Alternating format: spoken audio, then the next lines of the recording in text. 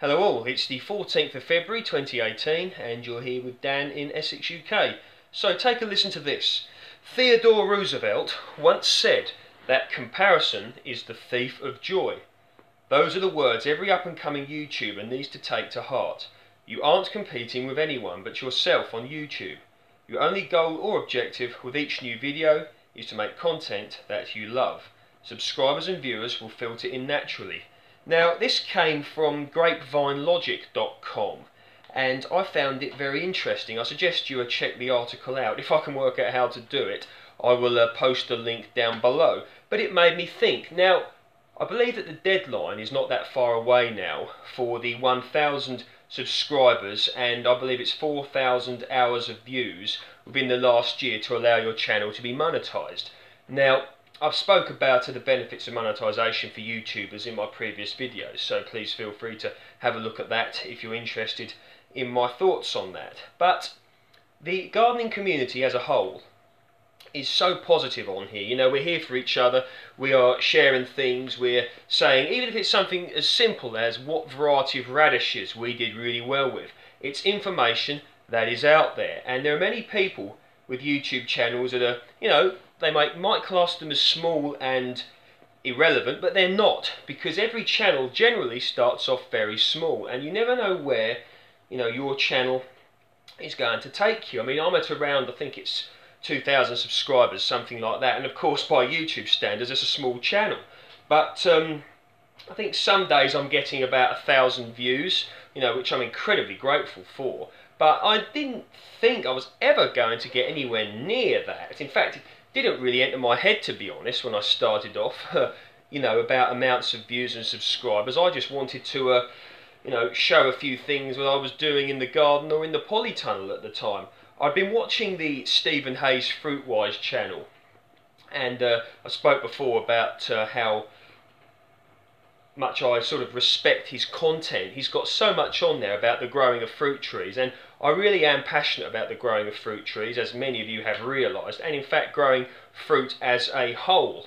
In many ways I wish that we had a variety of climates in the UK so that we could grow, you know, so many different sorts. I'd love to be able to grow bananas, mangoes, grow citrus with ease, coconuts, so much I'd love to be able to, you know, have a go at growing.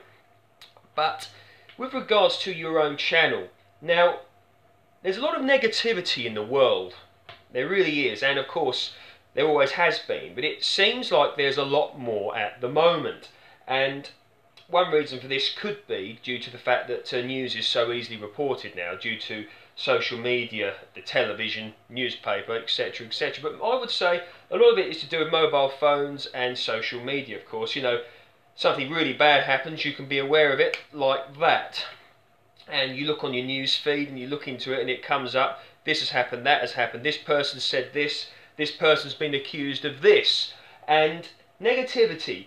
I'm sure that for many of you it doesn't take much to be encountered with some form of negativity on a daily basis, whether it's the fact that you know, it's that customer at work who's rude to you over the counter. Maybe you work in a supermarket and someone's going to get shirty with you because you don't have their particular loaf of bread or their soft drink that they like.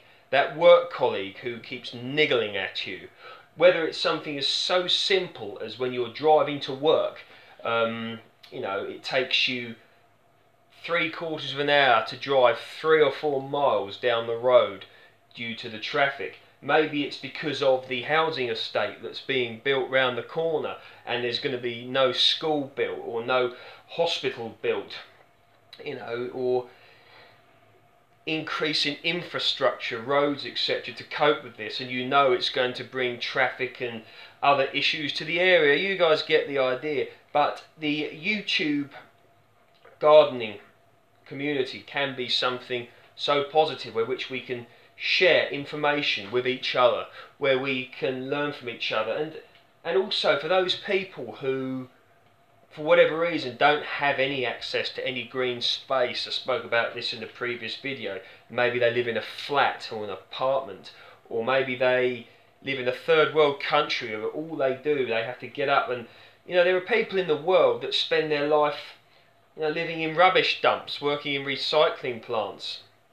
And there's so much that we can bring to the world, and even if it's something as simple as, how to grow runner beans.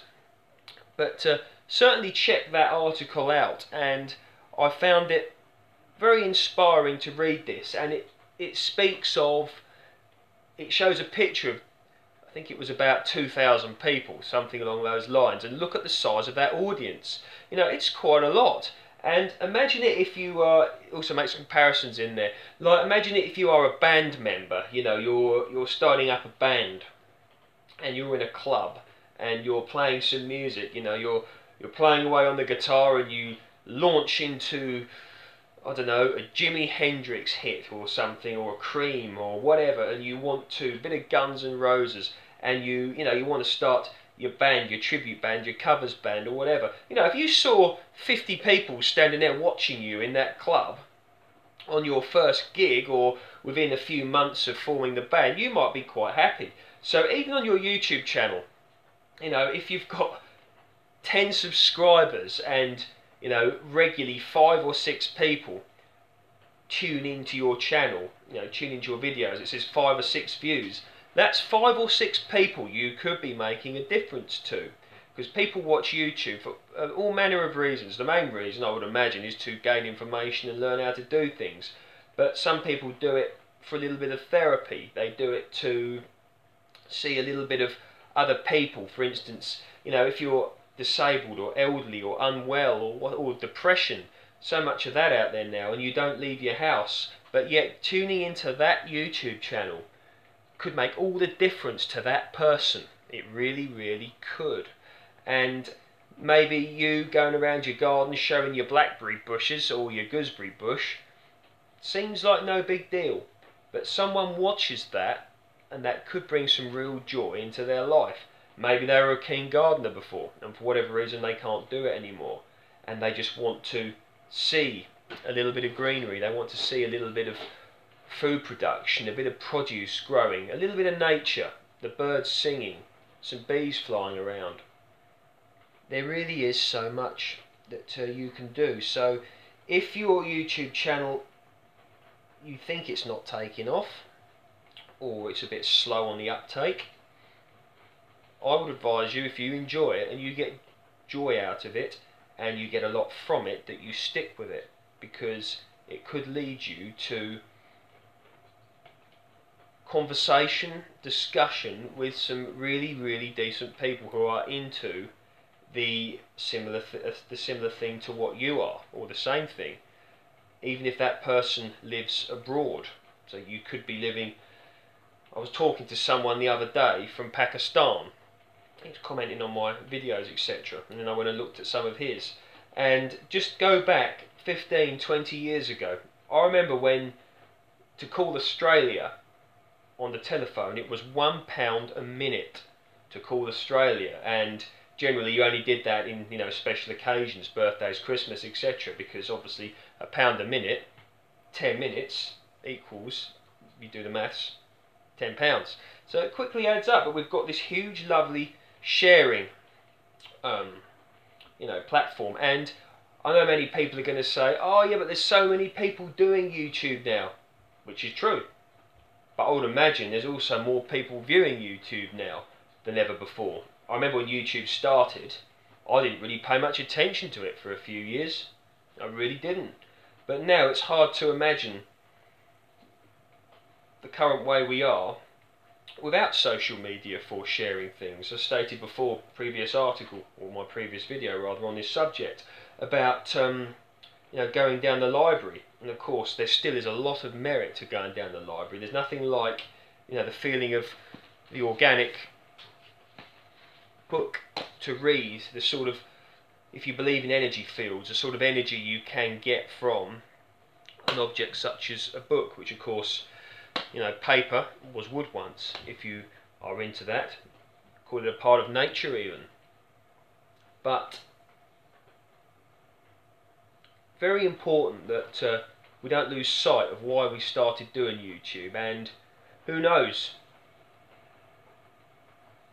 if you're passionate enough about your subject and you keep doing it, keep uploading videos, you could positively influence so many people in so many ways, and positively influence yourself as well. So you guys get the idea what I'm talking about. All the best. Have a good evening.